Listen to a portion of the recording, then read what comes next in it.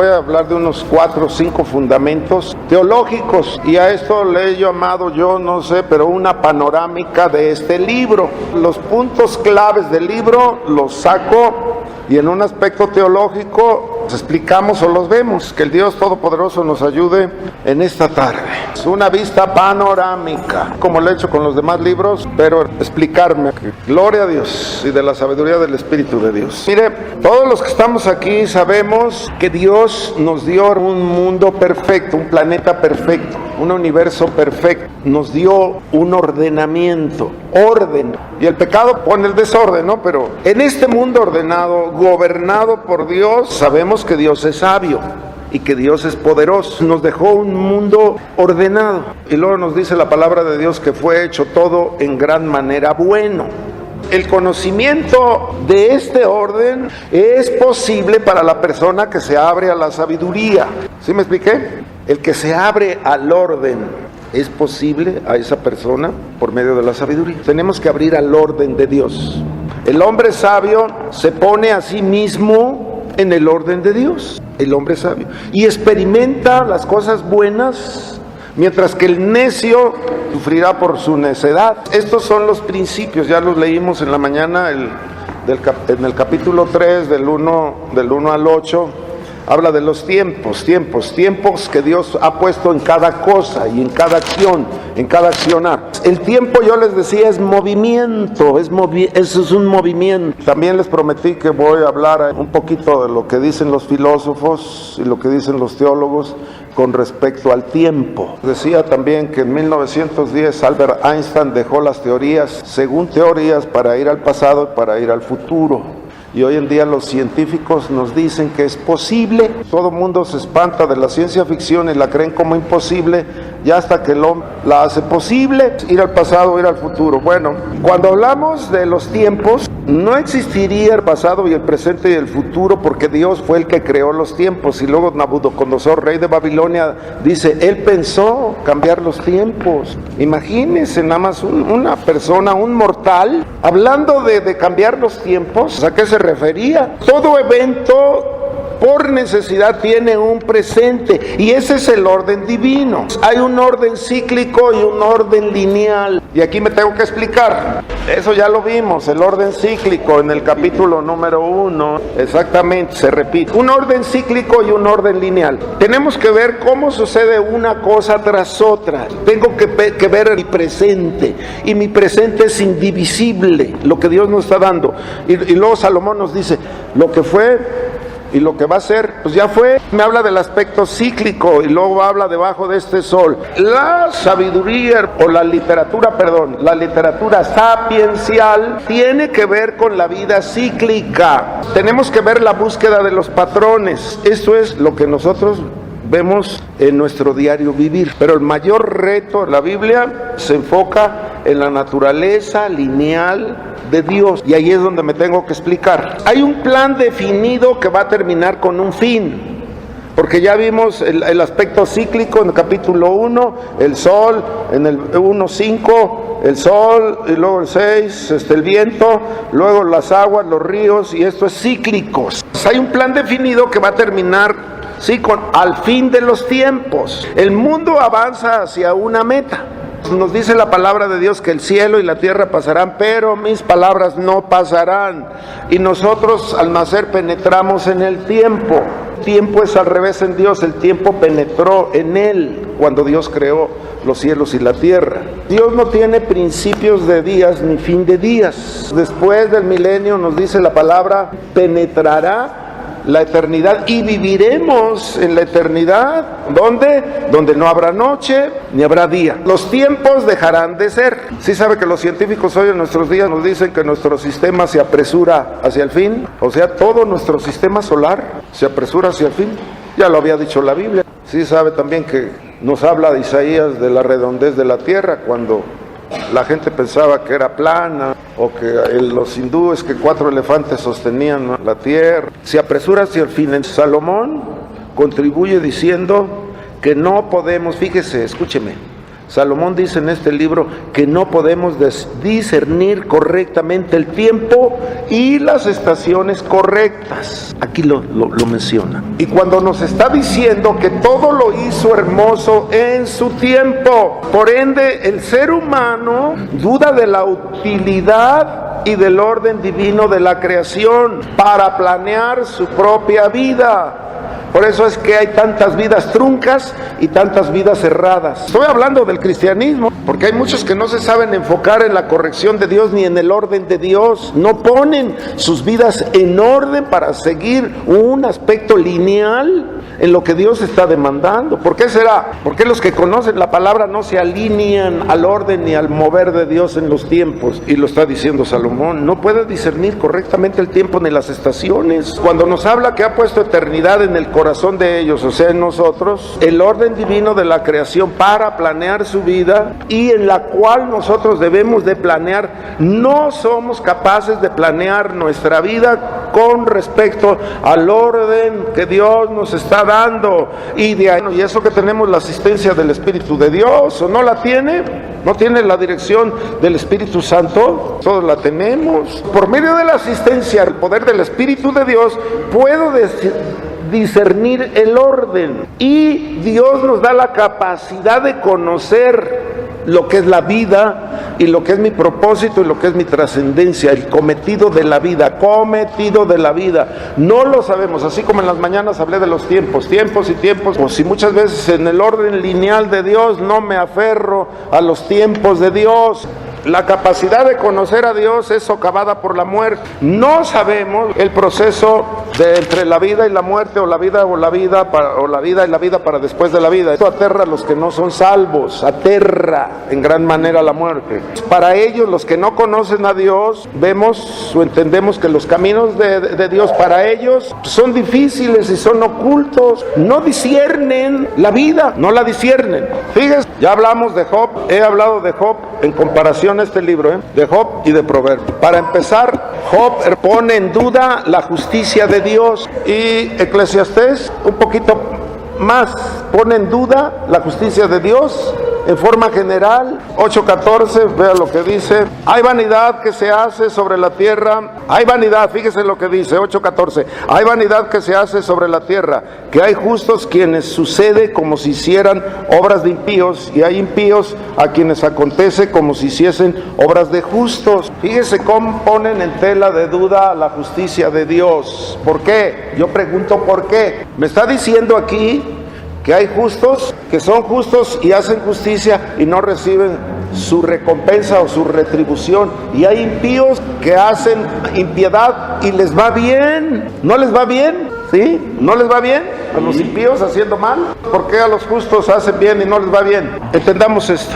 ¿Qué es lo que sucede ahí? Mire, Dios no funciona como una ley mecánica, y lo podemos ver en Sansón. Ya vimos Sansón y vimos hasta todo el libro de Jueces. ¿Qué hacía Sansón y le iba bien? Y volvía a hacer mal otra vez Sansón y le iba bien.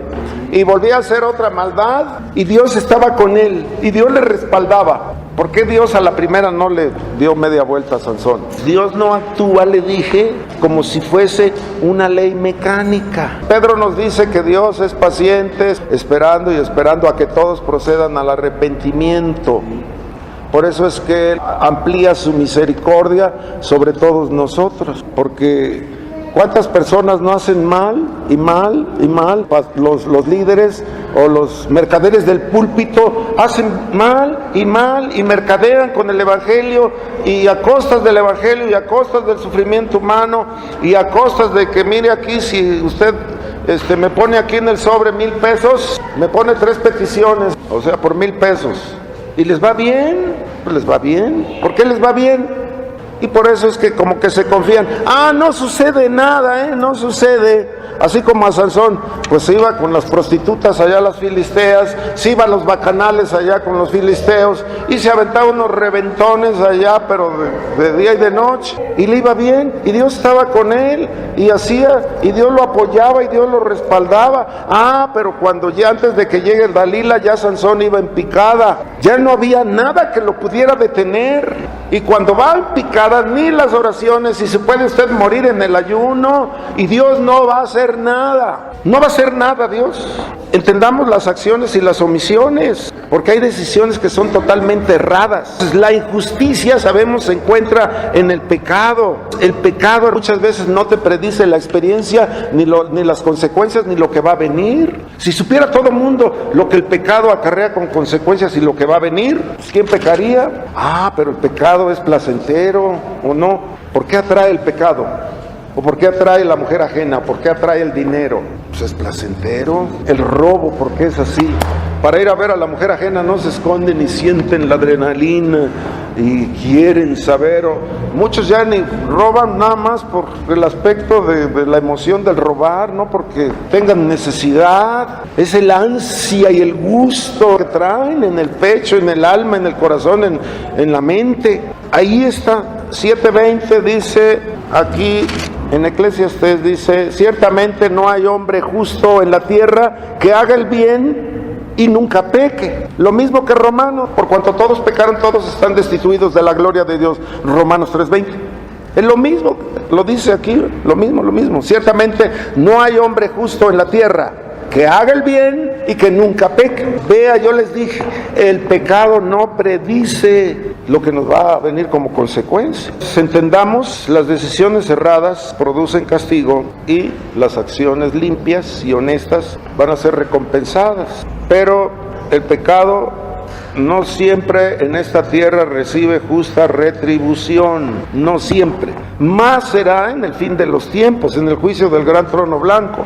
Y si alguien va a enfrentar el juicio del trono blanco, pues es nada más puro juicio de condenación. ¿Cuáles son nuestras decisiones y qué es lo que produce el mismo resultado? Pues hacer bien y hacer mal muchas veces produce el mismo resultado. De que va a haber justicia, por supuesto que va a haber justicia, por supuesto. ¿Cuál es el orden y la seguridad y el orden ofrecido por la sabiduría?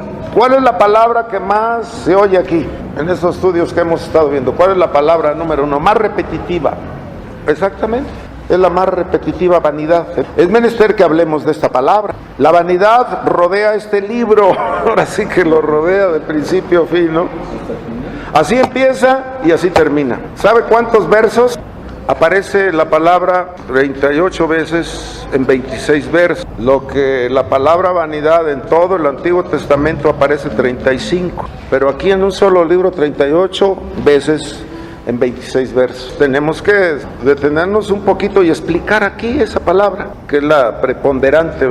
Muchas veces en la nueva versión internacional, la palabra vanidad aparece como absurdo y viene de la palabra ebel, que muchas veces se traduce como soplo, aliento o vapor, o vaciedad o vacuidad. O sea, está vacío, y esta palabra significa sin valor, o que es temporal, o que es efímero, que pronto desaparece. Esta es la naturaleza transitoria del ser humano. Fíjese, naturaleza transitoria, vanidad en el ser humano. Pero aquí dice vanidad de vanidades, o sea, es superlativo.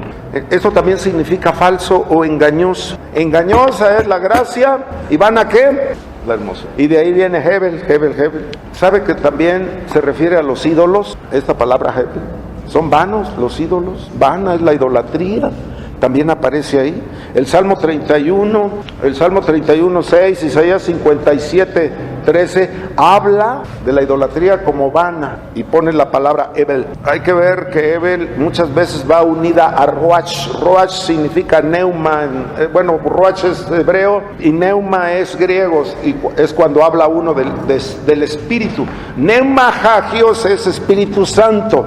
Y también neuma o roach se traducen espíritu, viento o aliento. Y la palabra Ebel también es como decir aprisiona, el Señor aprisiona en sus manos los vientos. De ahí la palabra neuma, como atrapar los vientos. ¿Quién atrapa los vientos en sus manos? Nada más Él. Entendamos esto del viento. ¿Por qué a los ídolos nos dice que son vanidad? Y luego nos dice ahí el Salmo 115, son necios, son insensatos aquellos que hacen los ídolos y son semejantes a ellos. O sea, los artífices, los artistas son semejantes a los ídolos, o sea, los que los hacen. ¿Qué nos está diciendo de los artífices? Está hablando que son personas de arte, son artesanos, pero nos dice la palabra que son vanos, igual que los ídolos que hacen. De ahí viene la palabra Evel. Evel es incierto y nada confiable. ¿Por qué? Porque estamos hablando la seguridad y el orden que Dios nos está dando a través de la sabiduría. Nos está hablando de lo que permanece siempre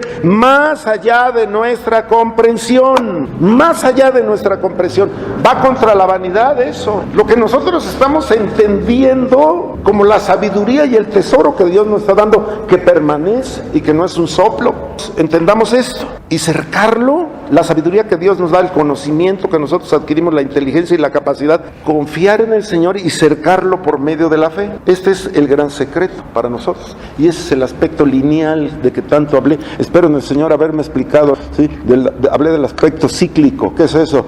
Que el ser humano vuelve a cometer los mismos errores, Sodoma y Gomorra otra vez en la Ciudad de México, viviendo a placer, errores que la humanidad vuelve a cometer. Es una necedad y una insensatez, pero la palabra de Dios nos está marcando un aspecto lineal. ¿Sabes qué? Tienes que ir en línea con el Señor y con el orden divino, el orden que Dios nos está dando, un aspecto lineal.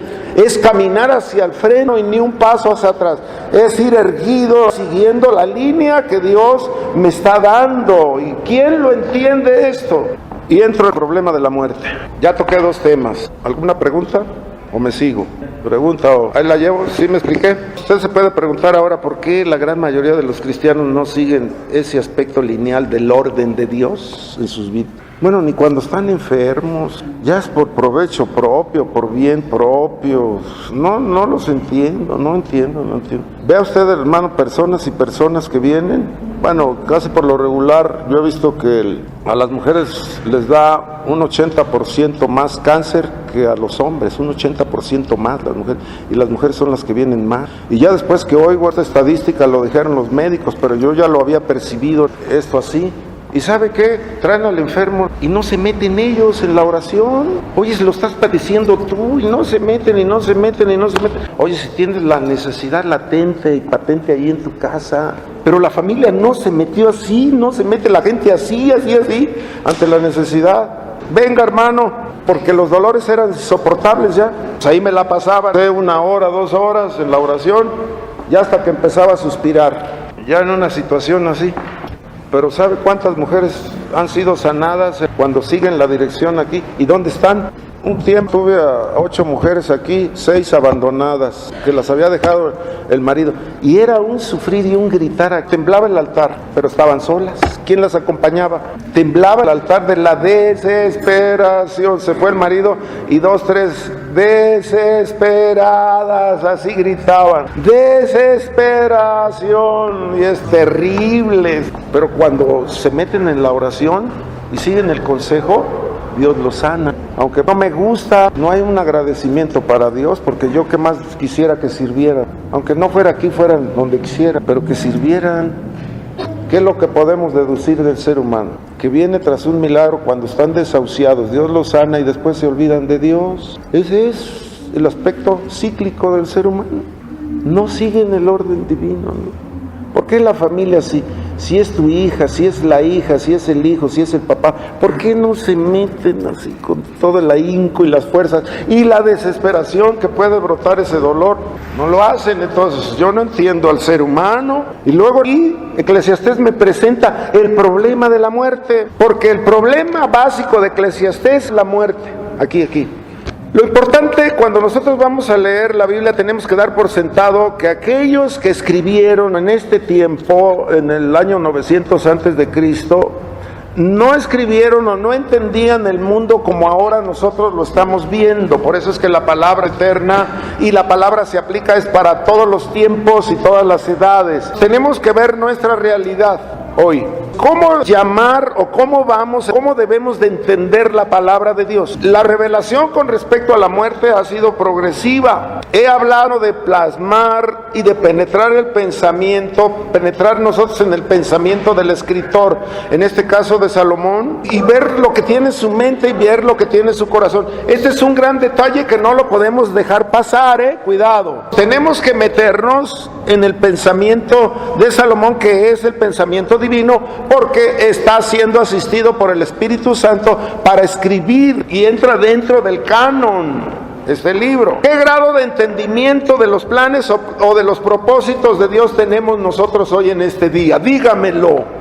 ¿Qué planes o qué propósitos tenemos de Dios nosotros en este momento? Póngase a pensar, porque aquí en el capítulo 3 nos pone y nos desafía Salomón a pensar. Oye, es que tienes que pensar, tienes que deducir, tienes que esforzarte un poquito. Que lo pregunto yo, ¿está bien o está mal? Y no saben si está bien o está mal. Y ustedes conocen la palabra, ¿no? ¿O no discernimos entre el bien y el mal? Entre lo justo y lo injusto, ¿sí lo discernimos? Pues no sé. ¿Qué grado de entendimiento, dije, tenemos nosotros de los planes de Dios y del propósito de Dios? ¿Qué grado de comprensión tenía Salomón? Olvídese, que dejó de ser sabio y lo estamos viendo en este libro. ¿Qué propósito tiene Dios? Y el propósito es para cada quien en forma personal y en forma particular. El propósito de Dios, yo le digo, no había, o la revelación sobre la muerte ha sido progresiva desde el Antiguo Testamento. El que nosotros hoy conocemos, pues Salomón no lo conocía. Nosotros podemos aventajar a Salomón. Y estamos hablando que no ha habido otro en la tierra como él. Pero lo podemos aventajar nosotros, ¿por qué? Tenemos los evangelios, simplemente, tenemos los escritos de Pablo. Entendamos desde ahí, no ofrece el Antiguo Testamento un desarrollo de la vida después de la vida, no lo ofrece. Vida y muerte, fíjese nada, todo mundo, la vida y la muerte la veían como polos opuestos, eran polos opuestos. ¿Qué significa? Y nosotros ya no, en Cristo Jesús ya no. ¿Me explico? ¿Cómo la ve usted? ¿Son polos opuestos todavía? Ya nomás porque le dije. Simplemente cuando hablamos vida después de la vida, o los que duermen en Cristo, ahí cambia el panorama, ¿no? Ahí cambia muchísimo. No lo podemos ver nosotros como polos opuestos. Hay salmos que hablan del Seol, porque así es el Seol, ¿verdad? En el Antiguo Testamento, y Hades en el Nuevo Testamento, donde no tienen traducción estas palabras. No podemos explicarla, pero no hay algo así el que se pueda traducir literal. No hay significado. Simplemente el Salmo 107, 17 en adelante dice: descender al sepulcro. Había escritos en el Antiguo Testamento donde me habla de la resurrección. Sí había. Pablo, cuando va a Atenas, ahí en el Areópago, él dice al Dios no conocido, y empieza a hablar y llama la atención de los griegos, porque en Atenas todo mundo sobre lo nuevo, ¿no? Sobre la filosofía. Pero cuando Pablo empieza a hablar de la resurrección, ¿qué le dicen? Ay, este palabrero, ya te oiremos otro día. Y luego ante el Sanedrín, Pablo habla también de la resurrección. En el Antiguo Testamento una persona moría y descendía al Seol, decían ellos, allá donde no hay gloria y donde no hay infierno. Muchas veces en el Seol lo consideraban como la tumba o el sepulcro, o a donde van todos los que mueren. Entonces, los justos y los injustos sí van al Seol, sí, por supuesto. Y luego dice, donde está el olvido, donde no se alaba a Dios, y donde no hay castigo, no hay recompensa. Ese lugar, hasta decían ellos que era el lugar del sueño, ¿no? Así como le ponen aquí al panteón el Mictlán, y le ponen el último vagón. ¿No lo ha visto aquí en el de San Lorenzo? El Mictlán, y es el último vagón, ahí va el tren lleno de muertitos ahí dibujado en la pared, ahí lo tiene. ¿Sí lo ha visto? El Mictlán, así lo consideraban aquí nuestros antecesores. Aquí a la vuelta estaba. Era el Seol, el lugar del sueño. Como cementerio significa el lugar del sueño.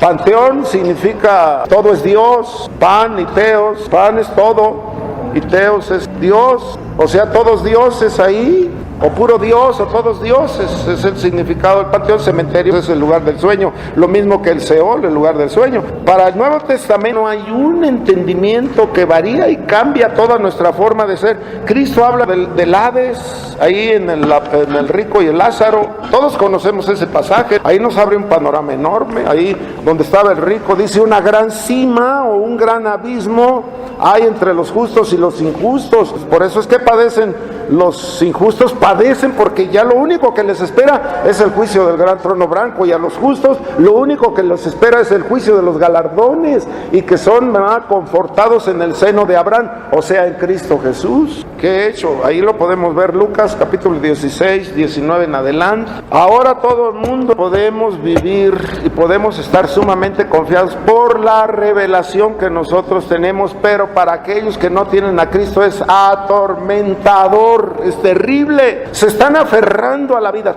Imagínense toda la vida aferrarse a 20 uñas es desastroso.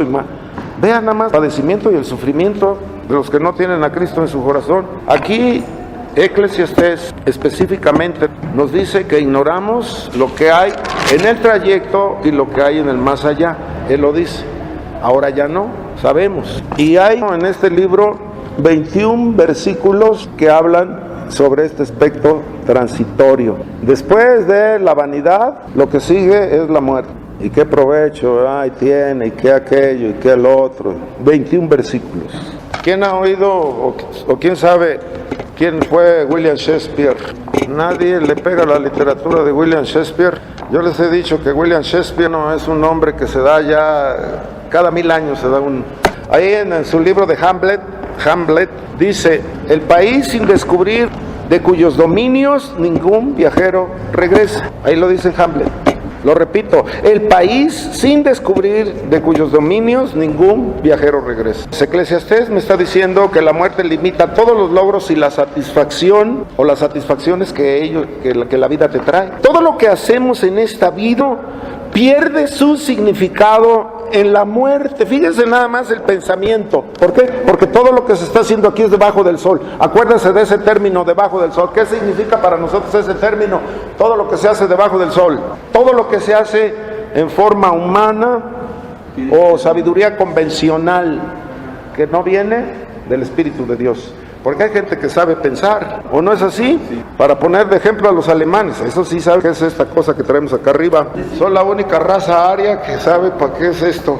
Se desvanece cuando lo estamos haciendo humanamente o en forma convencional debajo del sol, que no está Cristo y no tenemos un cometido de vida. Se pierde todo significado. ¿Dónde están los logros? ¿Para qué trabajaste? ¿Para quién? Está diciendo, oye, si eso que amontonaste como la parábola de esos graneros más grandes, ¿y qué le dice la Biblia?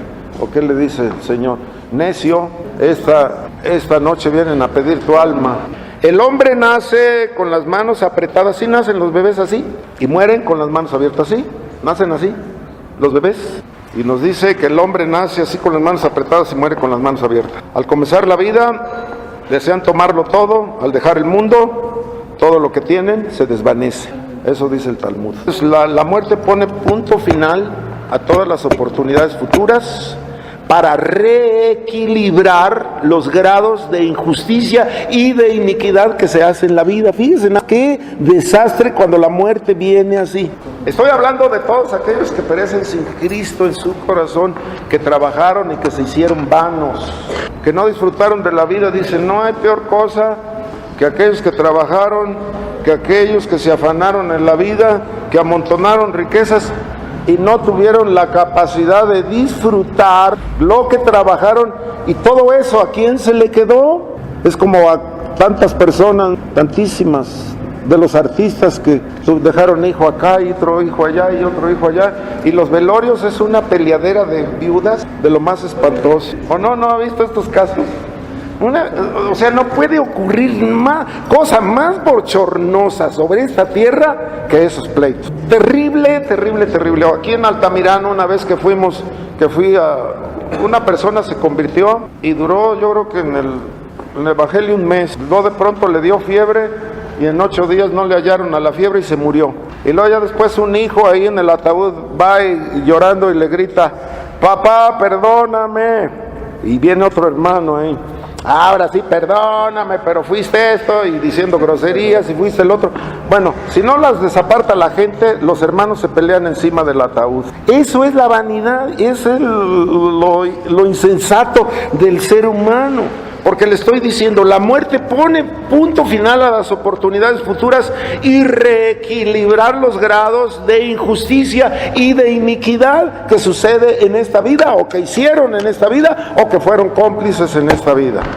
Fíjese qué terrible, ¿no? ¿Dónde están los hermanos que se llevan a sepultar entre alabanzas, entre glorias, entre gracias a Dios, entre oraciones, cánticos de alabanza, ¿no? Está bien que vamos a descender a la tierra o al sepulcro en humillación, porque a la muerte le nombran natural, pero la muerte viene por un juicio. Si la muerte ha venido o ha entrado la muerte por un juicio, no le puedo llamar tan natural a la muerte.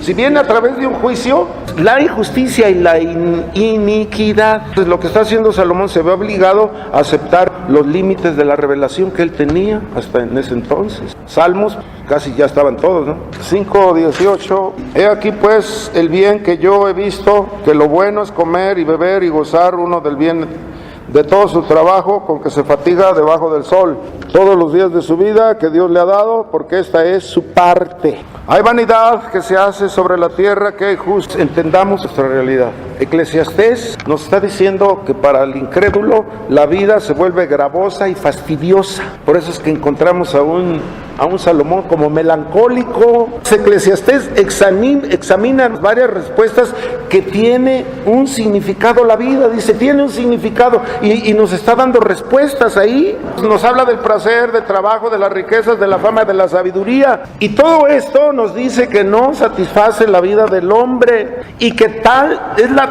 reflexión que hace Salomón y avanza en una negación radical de la bondad de Dios. O sea, duda, fíjense nada más, de la bondad de Dios, pero para con los incrédulos. En la gracia es otro aspecto. Él vivía bajo la ley, vivió. Usted sabe que es radical la gracia y la ley. Fíjense en nuestro aspecto ahora en la gracia, cómo reaccionamos nosotros en la dispensación de la gracia, cómo reaccionamos. Oye, es que Jesús te ama. A todos. No les decimos a las prostitutas así a los prostitutos, al peor de los homicidas, es que Cristo te ama.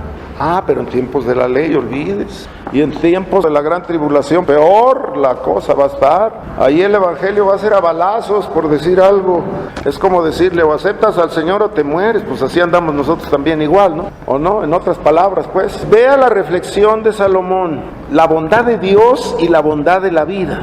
Después de una vida de afán, no quedan ganancias. Me habla de la vanidad. Es un respiro y un suspiro la vanidad. ¿Qué es lo que nosotros estamos viendo? Que el predicador prefiere más la muerte que la vida, más la muerte que el nacer, perdón. ¿Por qué? Y ya hablamos de eso. Yo les pregunté una vez aquí, oye, ¿es mejor nacer o morir? ¿Y qué fue lo que me contestaron? Y no es así. Y ya lo expliqué. ¿Por qué es mejor la muerte? Lo dice él. Porque cuando estamos en un funeral, bueno, no está el muerto, pues estamos muy a gusto nosotros. Y eso hace reflexionar sobre la vida y qué vida estoy llevando. Y esto lo tenemos que nosotros que explicar. Prefiere, bueno, dice usted es que Salomón estaba melancólico y frustrado. Y luego decía, no, es que le va bien al impío y al justo no le va bien. Habla que es mejor la muerte que el nacer, porque todas las ilusiones de la vida se disipan y cada uno es visto como uno más, como si fuese el montón ahí. 4, me volví, vi todas las violencias que se hacen debajo del sol y aquí lágrimas de los oprimidos sin tener quien los consuele, y la fuerza estaba en manos de los opresores y para ellos no había consolador. 6:1, hay un mal que he visto debajo del cielo y muy común entre los hombres, el hombre a quien Dios da riquezas y bienes y honra y nada le falta, todo lo que su alma desea, pero Dios no le da la facultad de disfrutar de ello, sino que lo disfrutan los extraños. Esto es vanidad y un mal doloroso. Fíjense lo que lo dije hace un momento, ¿o no es así? Fíjense nada más otra vez el versículo. Lo leemos, de 6:2. El del hombre a quien Dios da riquezas y bienes y honra y nada le falta de todo lo que su alma desea, pero Dios no le da la facultad de disfrutar de ello, sino que lo disfrutan los extraños. Esto es vanidad y un mal doloroso. Pasajes, acuérdense de los pasajes que hablan de la muerte o de la resurrección en el Antiguo Testamento. Job, ¿qué dice? Y al fin Dios me levantará de entre el polvo. Dice Job. Veamos ahí Daniel, y ahí la vamos a dejar. Daniel 12:2. Y muchos de los que duermen en el polvo de la tierra serán despertados, unos para vida eterna y otros para vergüenza y confusión perpetua. Fíjense qué terrible para los... Imagínense estar en confusión perpetua. No está Dios ahí. Y nosotros somos diseño, somos imagen de Dios. Imagínense buscar a Dios en el alma y en el corazón y que Dios no responda o no esté. Y Dios sabemos que trasciende a su creación. Dios va más allá de su creación. Está atento, Dios está en todos los eventos que suceden sobre la tierra y sobre el universo.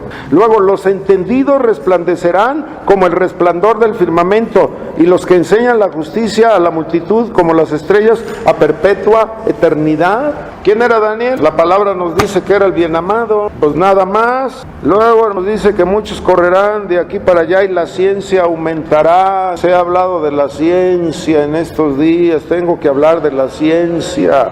El 10, muchos serán limpios y emblanquecidos y purificados. Los impíos procederán impíamente y ninguno de los impíos entenderá, pero los entendidos ¿qué? Resplandecerán también.